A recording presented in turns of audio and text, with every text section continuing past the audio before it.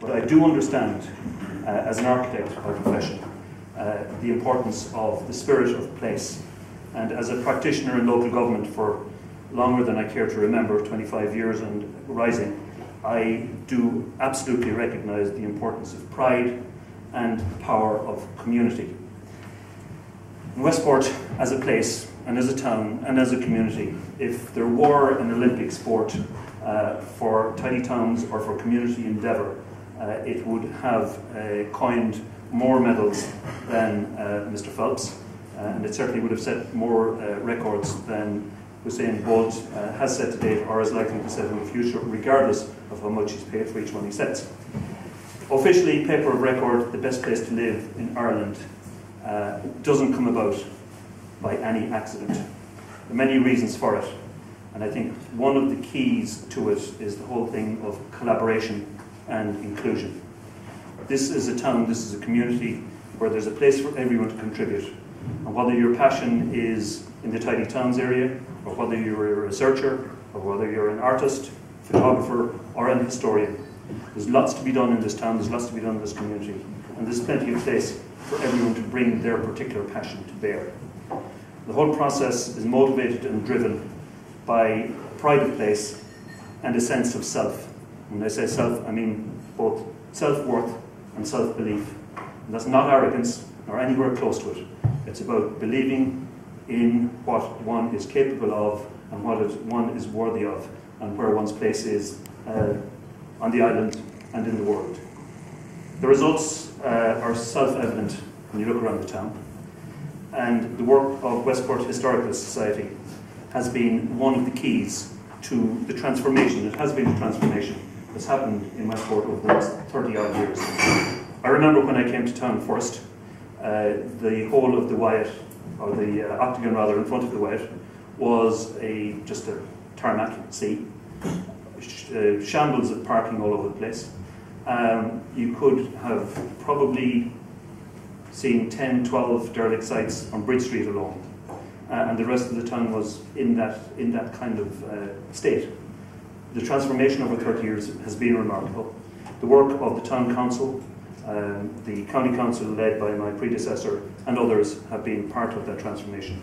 But the work of Westport Historical Society in both popularising history and heritage and in spreading an understanding of our heritage, which sees it as a foundation for the future and not a mausoleum for the past, has been really, really important, fundamentally important. In terms of the work that the Society does, both the walks and the talks and the popularising, the work in the Heritage Centre, the genealogy service, and then the jewel in the crown of this annual journal, it is over 30 years has made an enormous contribution to the way this town now is. The journal is, in the eyes of one, and I absolutely acknowledge, rank amateur, an absolute triumph. It's a treasure trove which every year presents a little pot of gems to those of us who are not expert in the area. This year is no exception. Its format is accessible, it excites curiosity. You leaf through it, you spot something, you delve in. You don't have to be a scholar to get something out of it, although I am sure that if you were, you would get much more than that. The eclectic nature and the range of topics covered, which this year go from the prehistory of the Inishgays up to the mid-20th century life of Joe McBride, show the range of what's covered. It's a great credit to everyone involved, the committee, the editors, the printers and the contributors. And an even more valuable aspect, when you look at the body of work that has been achieved over 30 years, and it's a particular privilege to launch Iver Trecha, and you see them lined up on a bookshelf. They're a bit like the National Geographic.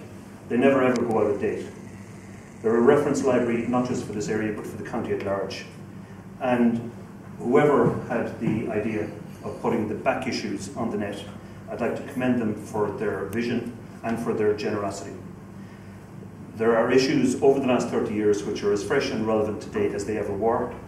fact, I had a look back at the 1981 edition, and one of the, there were 4 articles if I recall, one of the items in it caught my attention. It was titled, "Some Root Causes of Failure in Irish Local Government, a Mayo Perspective." That was by John Gibbons. I read it, and the names and the types of councils that are referred to, there are rural councils which are long gone, urban district councils, rural district councils rather, urban district councils which are not so long gone, and a plethora of other organisations. But the issues, who pays for the lighting, who pays for the streets, whether the town should be supporting the country or the country should interact with the town, issues are exactly the same. I read it with some interest, and it would be very interesting to see when our present Minister publishes his thoughts on where we're going for the next 10 or 20 years, how they'll have changed in the last 100 and odd years. I'd like to also just reflect on the note of the then chairman, which I thought was very prescient, Gerald Duffy, who said in his introduction, "The Society hopes that this journal will be the forerunner of many." Well, Gerald was very wise in his foresight. It has been the forerunner of many, number 30 and more to come. It has contributed very significantly to this place, to this community, and to this county. Everyone involved should be deeply proud, and it is a great pleasure on behalf of Mayo County Council to be able to say to the President, John Malloy, and we wish him well, and Sheila as well, to your Chairman, John Merck, to Aidan Committee, and everyone who's been associated with this edition and over the last 30 years, a great big well done, thank you very much, and keep it up. The county is enriched by what you do, and we hope that there is energy, enthusiasm, and will for another 30 years in the group that have got us this far. Gerard Walam Roche agree or another, Tá Anas or Anshaw and Journal Shaw, Cork and Shaw, Gohavigu.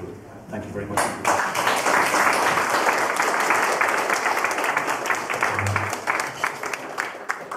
Thank you very much, Peter.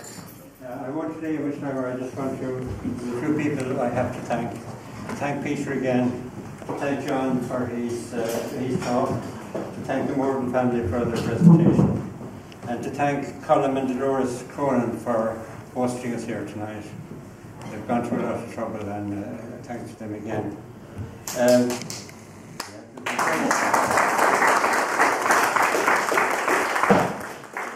I want to thank the media who look after us so well. Anya Ryan here from the Mayo News, the local radio, Westport Community Radio, Midwest Radio, and some of the other papers could give us some publicity as well.